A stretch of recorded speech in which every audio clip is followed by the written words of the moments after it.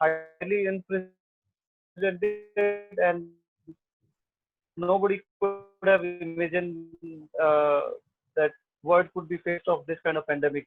But the markets are discounting because after 25-30% correction in last 3 to 4 months period like issues, but gradually we are seeing that most of the developed markets are gradually starting. Most of the manufacturing facilities, except areas wherein it is highly impacted, other parts of the world it's gradually opening up.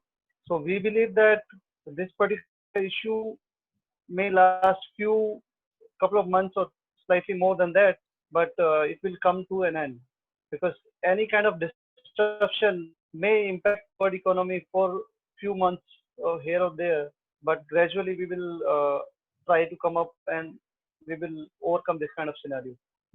So we believe that typically in an equity market, valuation should be the guiding principle for investing in equity.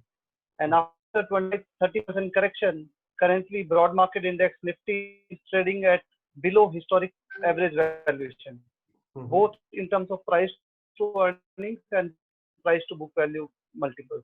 Because typically in investment world, we are referring to these two ratios for evaluating current market level. So we believe that market is discounting some of disturbance because of current market environment, current this pandemic event.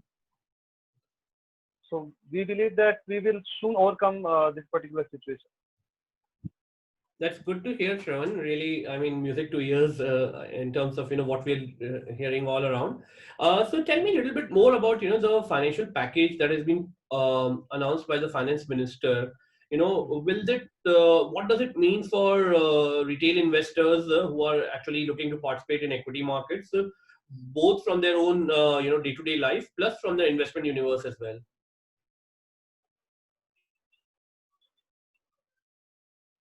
So various tranches, finance minister has announced financial package of about 20 lakh crore, which is about 10% of GDP. So that particular number is higher than most market participants estimates, because people were expecting 5 to 6% kind of stimulus package, but it's slightly bigger than that, and it's quite comparable with most of the developed market, because in US also stimulus package was around same ballpark number, wherein it was about 10% of GDP. It was combination of credit guarantee, liquidity facility, and money, directly money in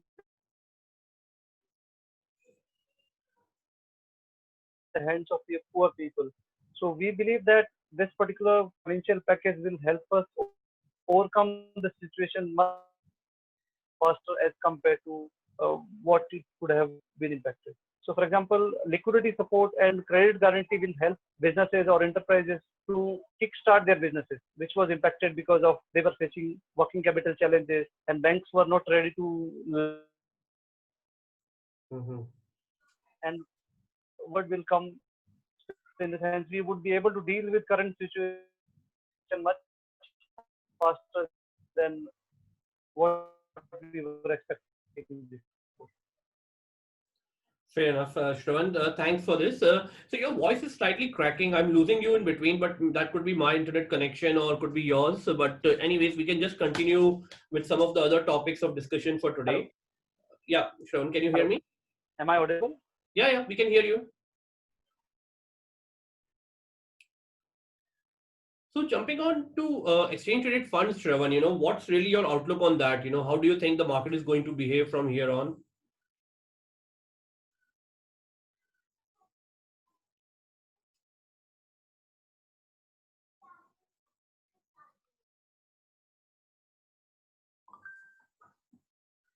Shravan, I think we lost you there.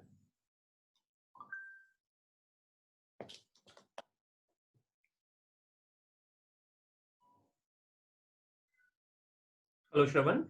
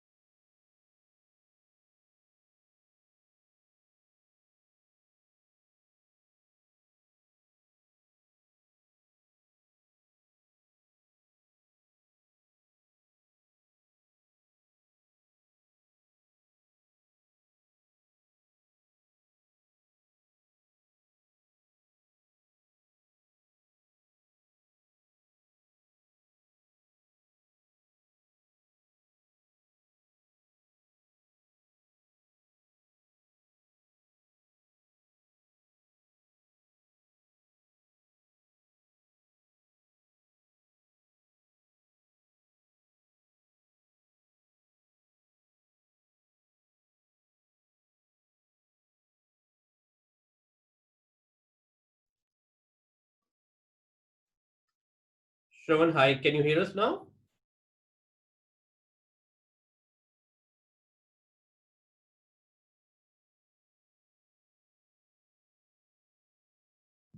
Shravan, hi, can you hear us?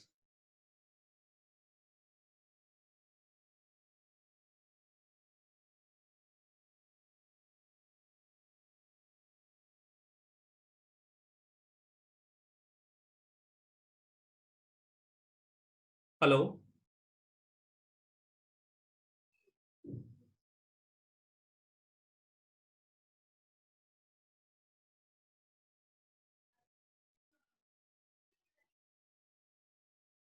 Shravan, can you hear us?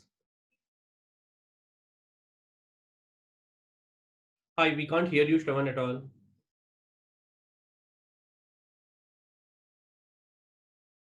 Hello?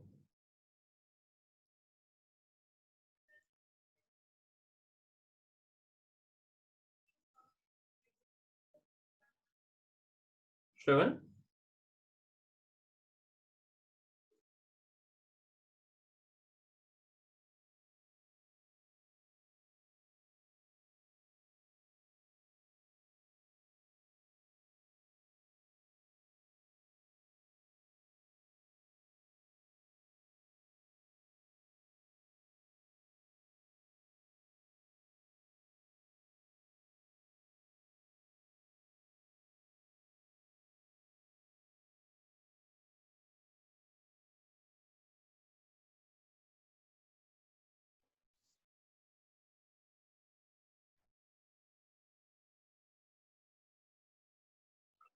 Hello. Hello. Shravan, hi. Yeah, hi. Hi, so sorry, there was a bit of disruption, but Some we disturbance can in the hear network. you loud and clear now. Okay. Okay. Okay, good. So Shravan, sorry, where we left was, just about, what are exchange traded funds and, what's your outlook on that in the investment universe going forward?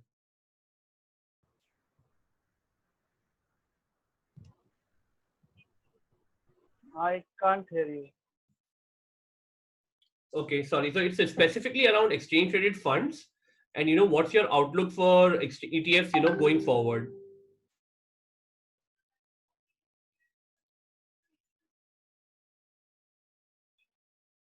Hmm. Hello.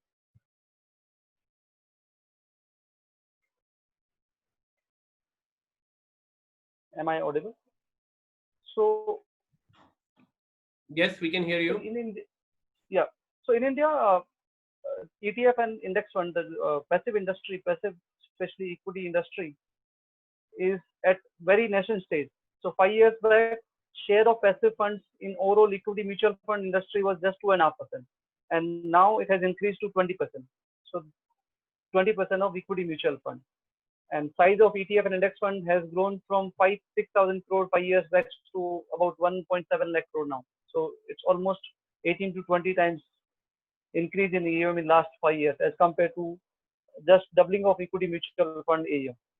So proportion of ETF and index fund as a proportion of equity mutual fund has grown in last 5 years, but large part of that growth has come from provident fund, trust. So it's more of an institutional participation currently. But we are seeing a lot of wealth advisors, a lot of individual investors are advocating passive investing, because we have seen that in last 5 years or so, actively funds are finding it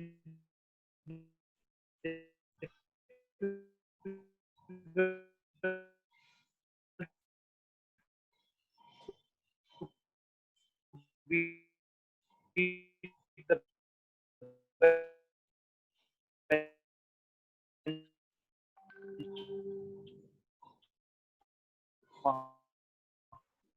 So,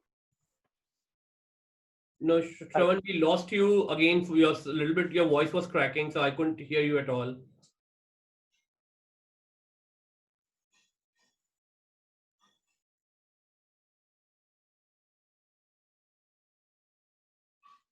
Hello. Yeah, Shravan, hi. I lost you completely in between, so I couldn't hear the last sentence that you had said.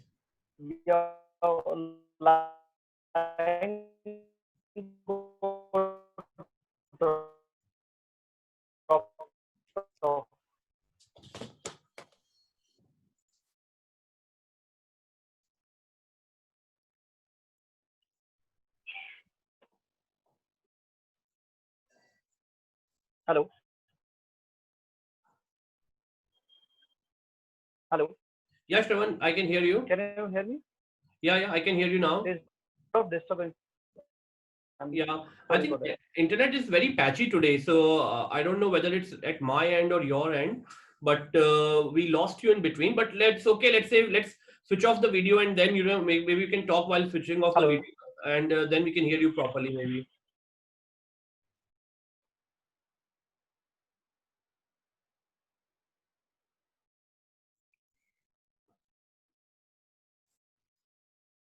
Huh. I can't hear you currently, Shravan. I can't hear you. Hello. Yeah, is it better now? It's far better now. Yeah. Okay. Yeah. So I was referring to passive fund industry growth over the last 5 to 10 years. So in last 5 years or so, size of passive industry has grown from 2.5% of equity mutual fund industry in India to over 20% now. So in terms of absolute AUM size, 5 years back, size was just 5 to 7,000 crore, which has risen to almost 1,70,000 crore now. Mm-hmm. So, but large part of that growth has come from provident fund trust. Retail participation is still at nascent stage. We are Yeah. getting a lot of inquiries, a lot of in the sense wealth advisors, platforms like yours is advocating passive investing. Yeah. So we believe that in next 3 to 5 years, the retail participation will grow tremendously, and the next leg of growth will come from retail participants as well. Yeah. Because globally, we have seen that actively managed funds are finding it difficult to beat the benchmark. So Mm-hmm. just to quote few data, S&P Dow Jones Indices publishes a report called SPIVA, Yeah. so which is available on their website, wherein you will find that about 80% of actively managed funds are unable to beat the benchmark, and this is across US, Europe, Japan, and other geographies. Mm-hmm. So large part of, in the sense, developed countries are struggling to beat the benchmark, and more or less trend is similar in India as well. For example, in last 5 years, about 81% of the actively managed large cap funds have underperformed their respective benchmark. That shows that as market matures, in the sense, since passive fund is based on the belief that markets are efficient. In an efficient market, information is transmitted to all market participants at the same time. Yeah. Means no a particular participant has information edge, because generally at the time when industry is at nascent stage, the size of professional money managers as a percentage of overall money managers was much smaller, which means professional money managers were competing with retail investors, and typically retail investors get swayed by emotions uh, rather than logic. So that's why during the initial phase of passive evaluation, generally actively managed funds are able to beat the benchmark, but as market becomes efficient actively managed funds finding it difficult to beat the benchmark. Yeah. So that is No, helping growth of passive industry in India. no, that's helpful, Shravan. One of the criticisms that we have faced for passive is that it's a lazy investing. That it's the lazy investor who doesn't want to do anything, wants to just, sort of sit back and let the markets do whatever, right? So, and it's a shortcut to diversification. That's another sort of, allegations on the passive industry. So, what are your thoughts on that basically? Is this the lazy investor, or is being lazy is good, in the current environment, plus, what we are going to see overall, going forward? So we believe that each and every investor should diversify his portfolio across asset class, equity, debt, gold, real estate.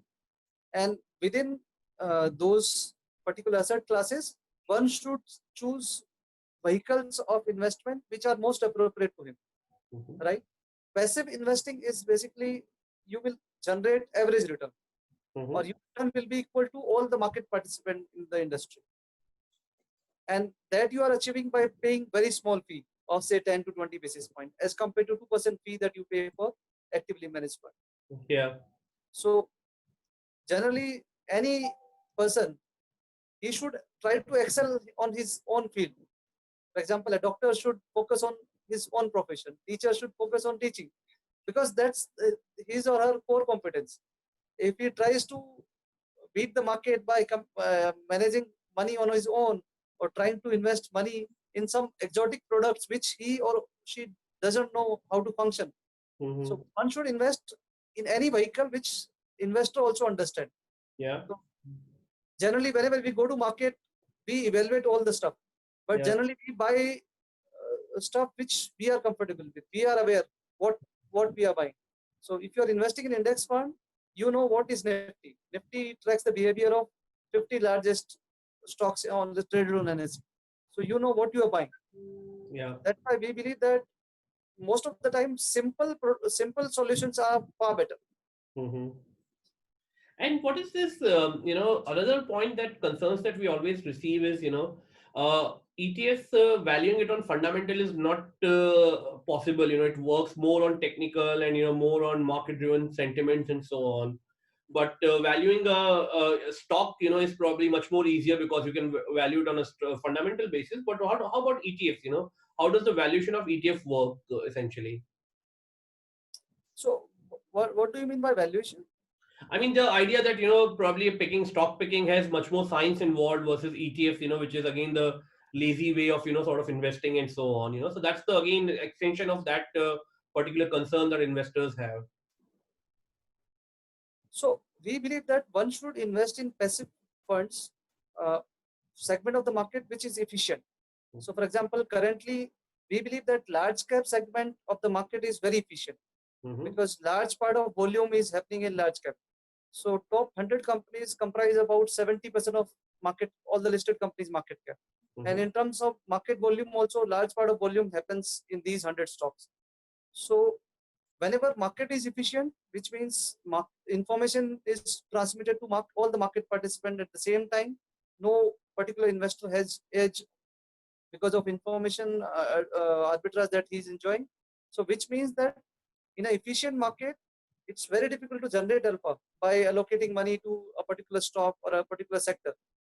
So passive philosophy believes that markets are efficient, it's rule based. It believes that uh, all the stocks which are picked are you are covering by a particular market segment. It could Mm-hmm. be market cap based, it could be sector based, it could be based on a theme, or it can even be based on technical factors. So which we call smart beta product. Yeah. Mhm. So why? I mean, do you think another thing which is, of course, obviously talked about is ETFs are probably more riskier to invest with because in active management you have a fund manager taking care of your investments. And the general perception is that यार ETFs हैं risky हैं basically. So is that right? Perception? I believe it's other way around. So whenever you are investing in passive fund, you are participating in a segment of the market which is efficient. And Mm-hmm. if you are investing in actively managed funds, that's you are investing in a fund manager. Mm-hmm. So you are investing based on fund manager's past track record. And we have seen that actively managed funds are not able to beat the benchmark consistently. There are periods wherein a particular style fund does better. Maybe performance has come because he was having a particular style which was in favor, or a fund manager has taken aggressive risk.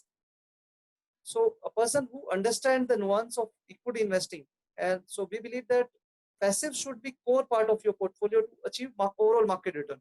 So on top of that, if a particular investor believes that I believe that growth investing will do well, or value investing will do well, or he believes that say a particular theme in the market, banking sector or any other particular theme, pharma sector will do well, then he can top up by investing in those segments as well. But passive should be the core part of your portfolio. So if you look at portfolio of actively managed fund also, you will find that say large cap funds, 60 to 70% of their portfolio is linked to underlying benchmark. So the active portion of their portfolio is 25-30%. Yep. So even actively managed funds are investing or mimicking the benchmark 60 to 70%. So we believe that 60 to 70% you should invest through ETF or index fund. And wherever you feel that a particular market segment will do well, lump sum or SIP based, you can invest in those segments as well. Yeah. Or your portfolio diversification, or if you believe that a particular market segment will do well. Yeah. So that brings us to the very important question, Shravan. I mean, lump sum or SIP? What would you recommend in current market situation?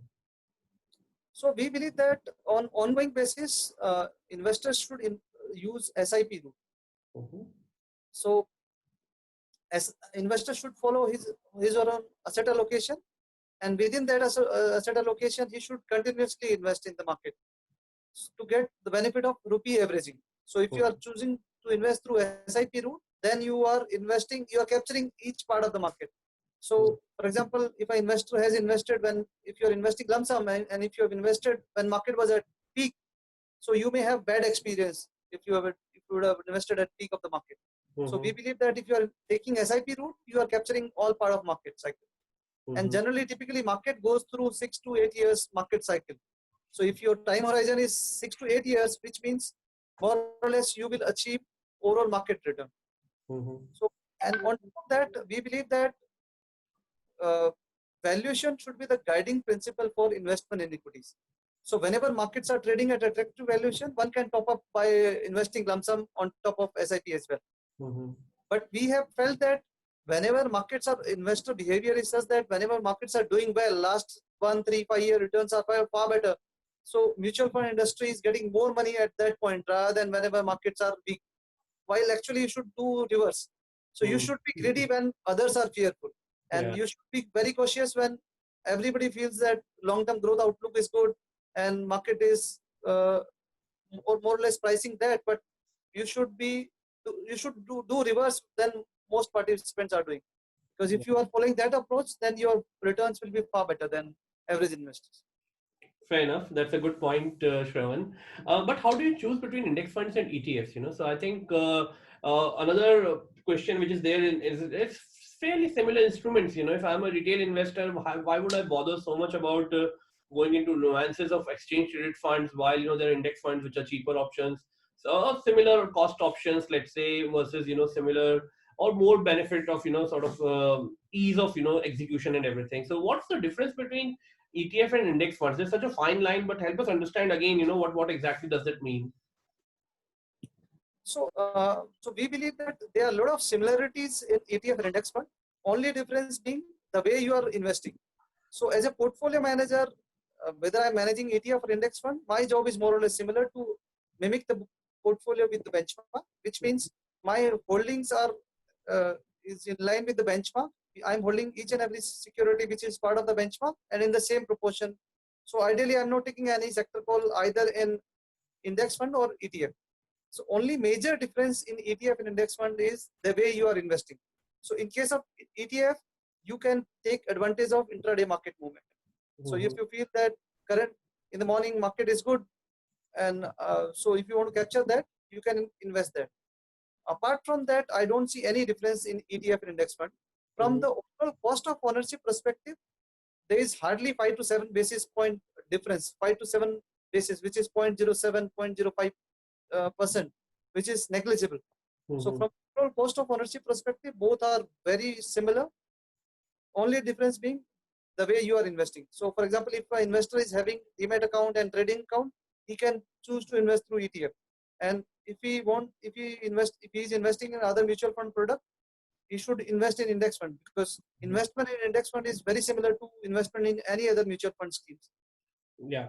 So how do fund managers like yourself manage, at the time of volatility? Because that's another question that we have received, from our viewers, is that how do you make sure that ETFs track the market indices, especially the volatility which is there in the market?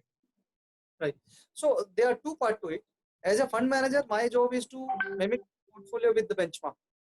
So that we are doing to the last digit, in the sense to maintain as low as liquidity as possible. So typically liquidity in my portfolio is less than 1 basis, which is 0.01% or less than that. So we are maintaining almost zero liquidity. Portfolio is more or less aligned to the benchmark. Only because of some certain technical factors, there may be a time wherein there may be slight difference between portfolio and benchmark. So from portfolio management perspective, the portfolio is totally aligned to the benchmark. There is no liquidity in the portfolio. The other part is investing through ETFs. So in that case, in our website, each mutual fund scheme is publishing INAV, which is basically intraday NAV of the fund. So for example, in case of index fund, we are publishing end of the day NAV based on the value of the portfolio, underlying portfolio. But in case of ETF, we are also publishing INAV, which is intraday NAV of the portfolio. So investor can refer to that NAV during very volatile time. Because in last couple of months, we have seen that there are times when market is very volatile. At that point in time, actual trading price on exchange may differ with INAV. So in that case, maybe investor can refer to that INAV. No, that's good stuff, Shravan. Thanks a lot for this piece of information. I think in next section, we have more questions related to market and, India versus China and some of those points that viewers would like your opinion about, So, I mean, just understanding, some viewers have asked us, why has crash caused, by COVID-19 impacted ETFs and mutual funds differently? Is that the right observation, one, to start with, that the market crash affected both of these, sort of similar instruments very differently, or is this not the right observation as well?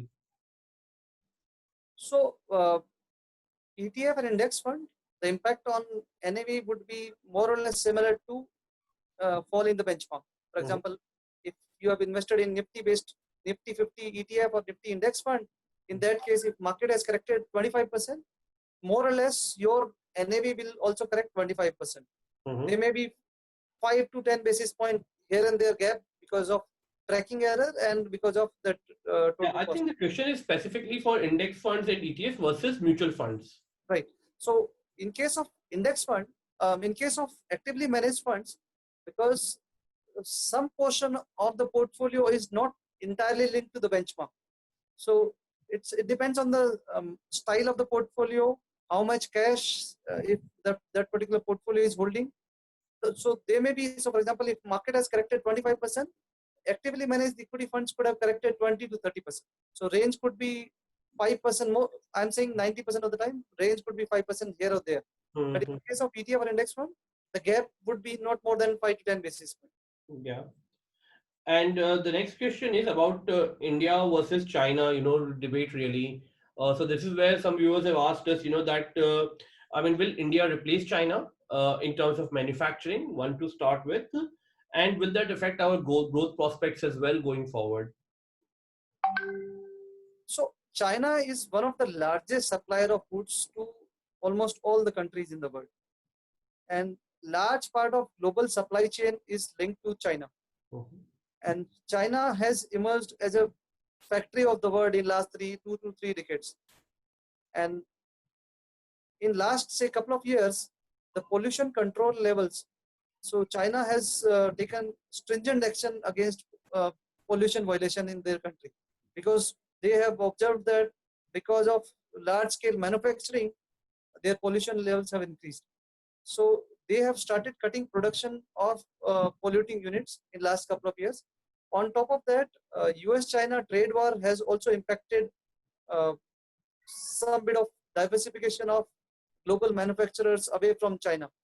And on top of that, now because of COVID-19, there are a lot of buzz around a lot of manufacturing facilities shifting away from China to other emerging market, low-cost producing markets such as India, Bangladesh, Taiwan, Indonesia, Philippines, these kind of countries. So we believe that India has edge over China, or in the sense India can compete China in few of the sectors such as agrochemicals, specialty chemicals, maybe pharma, textile, and auto parts. So few of the industries wherein we have good competence, those segments we can benefit much more as compared to other segments. Although current manufacturing, export of manufacturing goods of India is a minuscule part of China. So even if we are able to get 5% share from China, that's will give a lot of fillip to our export. So we don't need large transition from China to India or any other country. We need just 5 to 10% shift away from China towards India. So that will help India a lot. Sure. So, Sharwan, I'll take a couple of questions from Facebook, which we have received. So, first one is, what about individual stock picking versus passive investing to take advantage of winners of this pandemic? So that's a good question actually, because what really we would think that there would be some sectors and some fields which would be very very good winners in this whole fiasco, and why not go for stock picking specifically, while rather than focusing on passive here going forward. So we believe that people who have the knowledge, expertise, and time to do research on their own, if they feel that they have expertise to do fundamental research on their own, they may invest some part of their portfolio in individual stocks. But for most of the retail investors, most of the investors, that job is quite tough. So because whichever sectors which are least affected by this pandemic, market is already pricing them. So for example, pharmaceutical sector or FMCG, consumer goods, these kind of sectors which are less impacted by current pandemic, actually those stocks price, those sectors have been higher than pre-COVID levels. So generally equity markets is based on the efficient equity markets price in all the recent or visible visible outcomes of few of the sectors because of current market environment. So that is already priced in the stock. So we believe that for retail investors, they should invest large part of their money in mutual funds or passive funds. Some part of their money, if they feel that if they have appetite to do research on their own, they can invest directly into stocks. But I would like to highlight that direct stock investing is very risky for any investor, because even if somebody has invested in Nifty, say 10 years back, and have kept their holding in same proportion, that would have underperformed the overall returns of Nifty. Yeah, fair enough. And another question that we received on Facebook just now is, how does one differentiate between ETF offered by mutual fund A versus mutual fund B, since both of them are ultimately passive? So there are 2-3 aspects. One, so whenever you are looking or selecting a fund, ETF or index fund, 3-4 critical aspects are total expense ratio, so which is referred as cost. So because money saved is money earned. So one should invest in ETF or index fund which is having lower TER, because the overall return will vary depending upon the cost that you are paying to buy that particular fund. Second most critical aspect is tracking error. How well that particular fund is tracking the underlying benchmark. Because once you have taken the call that I'm investing in a particular index, then the job of the portfolio manager is to mimic the benchmark. So fund which is having lowest tracking error is the best fund to invest in that particular category. Third is size of the fund. So generally for efficient mimicking the benchmark, decent size is required. So one should look at ETF or index fund which is having decent size. So we believe that these are the 3 critical aspects one should look at while selecting a particular ETF or index. Yeah. And another question that we've received, Shravan, on Facebook is, how index fund returns varies compared to index returns. That probably you already covered, but would you like to cover it very quickly again? So performance of a ETF or index fund will broadly track the benchmark subject to total expense ratio and tracking error. So if the total expense ratio of the fund is 10 basis point and tracking error is also 5 to 10 basis point, which means the portfolio may deviate with benchmark 10 to 15 basis point, not more than that. Yeah. And the last question really in today's webinar is about what are index funds and where can I find it? But I mean, let me elaborate on this question a little bit more because, we get asked this so many times that, why are ETFs and index funds not popular in India and why did nobody tell us about it? And, there are these instruments which are there as well and the statistics which is there as well about, the performance, underperformance of mutual funds and so on. So discovery module of ETF and index fund remains really tricky, still that consumers can't really go out and, look in terms of specifically, where are these index funds and ETFs, placed in whichever format. So that's the next question and probably the last one in our today's session as well, that, why ETFs are not popular. And maybe you can elaborate a little bit about, what UTI Mutual Fund as a house is doing to make it more popular. Because I know your colleague Jatin Visaria runs a very popular Twitter handle as well. But India is not on Twitter. Let's face it this way. India is there on the ground. Really, and investments are done all across the sort of universe. So, I mean, please, if you can just elaborate. Mutual fund or so any equity mutual fund, including ETF, index fund, and actively managed funds.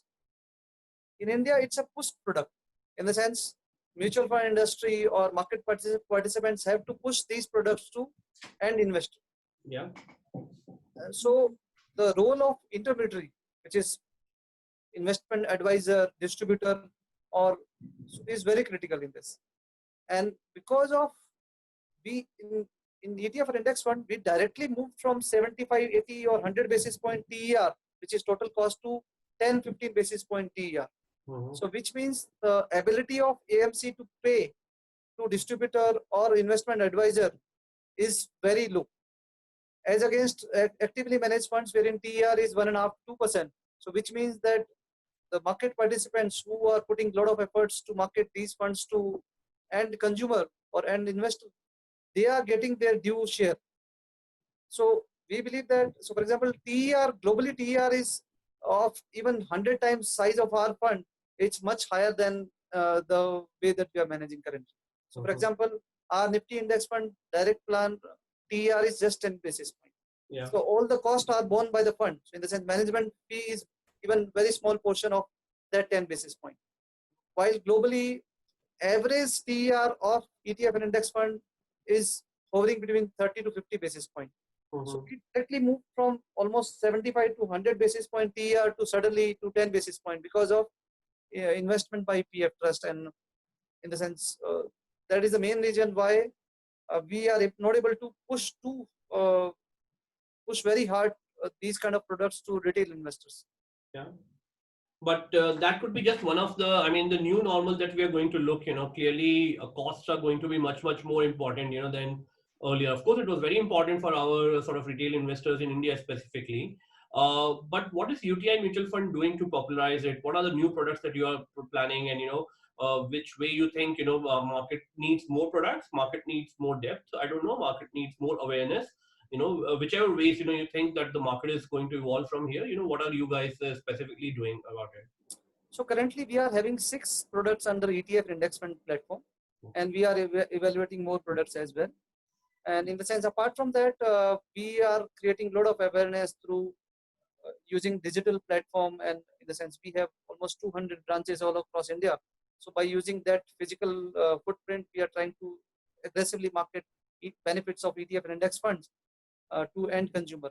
So we believe that the use of digital platforms like yours is going to be very helpful for investors to get aware about these benefits of these products. Because after all, generally speaking, any new investor, first-time investor, should invest in equities through index fund. Because if somebody is asking you which fund should I invest in, the most basic or the simplest answer would be invest in index fund, because you are capturing a size in the sense, for example, if you are investing in Nifty, you are capturing almost 60% of the market segment. And typically large cap funds are in the sense are have competitive edge, because they have the underlying companies have leadership position, they have their financial strength. During trouble time, they are less impacted as compared to mid or small cap companies. So any new first time investor should invest in large cap based index funds. So that's the advice that we are giving to our end investor. And apart from that, we believe that one should not get swayed by correction in the market. One should ideally top up or invest. Apart from SIP, one should invest lump sum amount as well, because generally we have seen that market as a whole has tendency to revert back to mean valuation. Generally market goes through various business cycles, various market cycles, but market has a tendency to always revert back to mean valuation.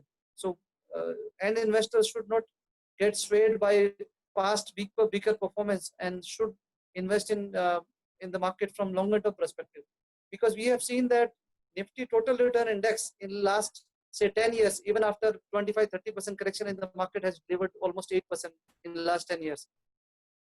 And so a lot of end investors are asking that currently my portfolio return is even lower than debt instruments based on 5-10 years period.